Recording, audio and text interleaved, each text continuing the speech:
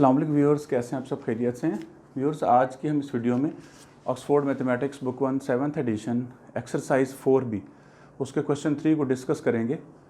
Given में ये कि खैरुल is x years old, Khairul's uncle is 4 times as old as Khairul will be in 5 years. Find the present age of the Khairul's uncle. देखिए मैं अब इसका solution आपको बताता हूँ। बहुत आसान है, आसान ज़ुबान में समझाने की कोशिश करता हूँ। लिखा हुआ Khairul is x years old. Let the age of Khairul, क्योंकि x years है तो हम क्या करेंगे, let करेंगे, फ़र्ज़ करेंगे let the age of Khairul's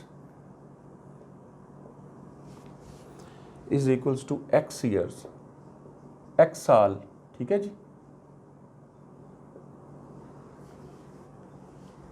तो उसके बाद है कि Khairul's will be in 5 years, Khairul's age in 5 years, late कर लेते हैं, ये लेट कर रहे हैं हम सब कुछ। Let Khairul's age in 5 years। अच्छा, इन 5 years का ये मतलब है कि 5 साल के बाद इसकी एज कितनी होगी? 5 साल के बाद तो x + 5 होगी ना। कि जब हम 5 साल के बाद की बात करते हैं तो हम उसमें 5 को प्लस करेंगे। अब उसकी मौजूदा जो प्रेजेंट एज है हमने लेट की है x years, और 5 साल के बाद यानी विदिन 5 years, 5 साल के अंदर अंदर उसकी एज कितनी हो जाएगी? 5 साल तक x + 5 हो जाएगी, ठीक है। ये हमें उसने ये गिवन में ये चीज़ दी हुई है कि उसकी एज जो है वो x years old है वो, और उसके अंकल की एज जो है वो 4 times है, यानी 4 गुना है अगर वो 5 साल की हो जाती है। तो हम लिखेंगे according to given condition Khairul's uncles age, उसकी अंकल की एज कितनी होगी? वो 4 times है, 4 गुना है Khairul's की एज का जब वो 5 साल के बाद, यानी x + 5 का 4 times।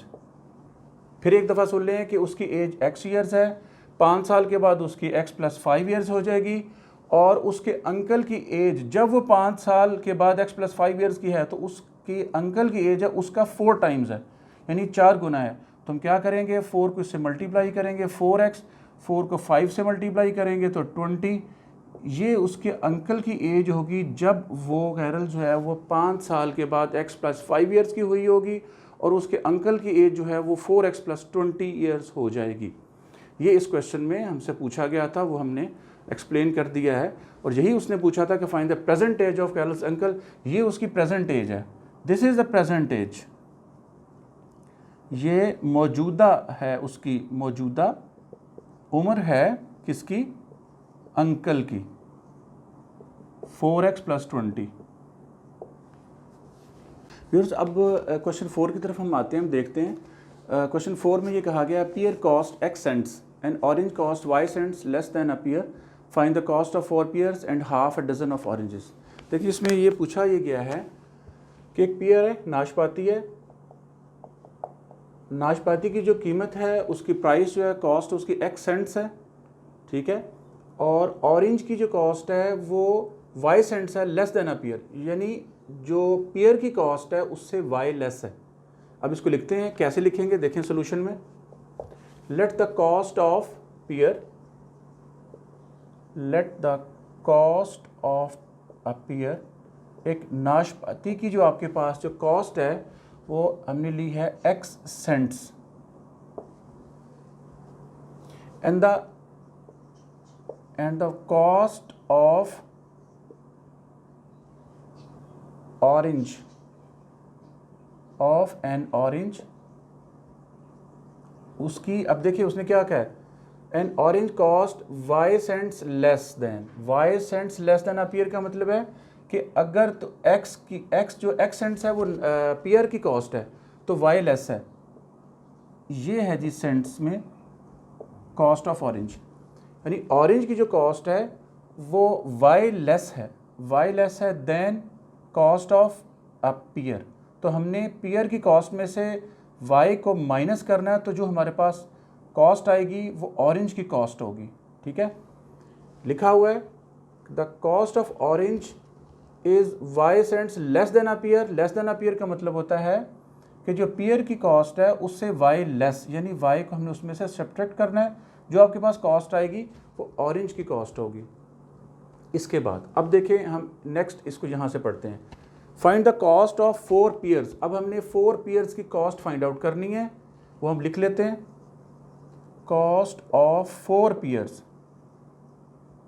देखें एक पेयर की आपके पास कॉस्ट कितनी है, x है, और 4 पेयर्स की कितनी होगी, 4 को मल्टीप्लाई x से कर दें, 4 multiply x is equals to 4x। ये आपके पास कॉस्ट किसकी आ रही है, 4 पेयर्स की। उसके बाद आगे देखें, यहाँ से पढ़ें, and half a dozen of oranges. Dozen कहते हैं दर्जन को, जिसमें 12 आर्टिकल्स होते हैं, 12 आइटम्स होती हैं, तो हाफ अ डजन का मतलब है 6, हाफ अ डजन का मतलब है 6। तो हम क्या लिखेंगे, कॉस्ट ऑफ 6 ऑरेंजेस, यानी 6 ऑरेंजेस की हमने कॉस्ट फाइंड आउट करनी है। एक ऑरेंज की कॉस्ट आपके पास x माइनस वाई है, 6 ऑरेंजेस की कॉस्ट क्या होगी, आप उसे मल्टीप्लाई करेंगे 6 इंटू एक्स माइनस वाई। तो क्या हो गया आपके पास, ये देखें 6 को x से मल्टीप्लाई करें 6x, और ये 6 को y से करेंगे तो 6y। ये प्लस है तो definitely plus into minus minus, 6x minus 6y। एक ये कॉस्ट आ गई आपके पास 6 ऑरेंजेस की, और ये कॉस्ट आपके पास 4x आ रही है 4 पेयर्स की। इनको हम सम करके लिखें क्योंकि उसने हमसे पूछा कलेक्टिवली, उसने हमें हमसे ये आंसर किया है, हमसे उसने ये क्वेश्चन किया है कि find the cost of 4 pairs and half a dozen of oranges.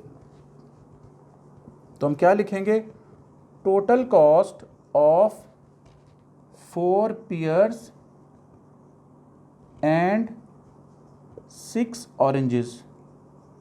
Half a dozen को मैं लिख रहा हूँ 6, उसके बाद ऑरेंजेस, वो कितनी होगी, आप इसे प्लस कर लें, 4x plus 6x minus 6y। ये किसकी है कॉस्ट, ऑरेंज की है, और ये किसकी है, पेयर की है। ये मैं इनको प्लस कर रहा हूँ। देखें 6 प्लस 4 लाइक टर्म्स को मैं ऐड कर रहा हूँ, लाइक टर्म्स हैं 10x और माइनस 6y। ये आपके पास सेंट्स में है, ये आंसर आपके पास सेंट्स में आएगा क्योंकि x सेंट्स हैं। तो आप लिख सकते हैं 10x माइनस 6y सेंट्स। ये आपका क्वेश्चन था। उम्मीद करता हूँ कि आपको समझ आ गई होगी। इस तरह हमारा क्वेश्चन 3 और क्वेश्चन 4 कंप्लीट हुआ।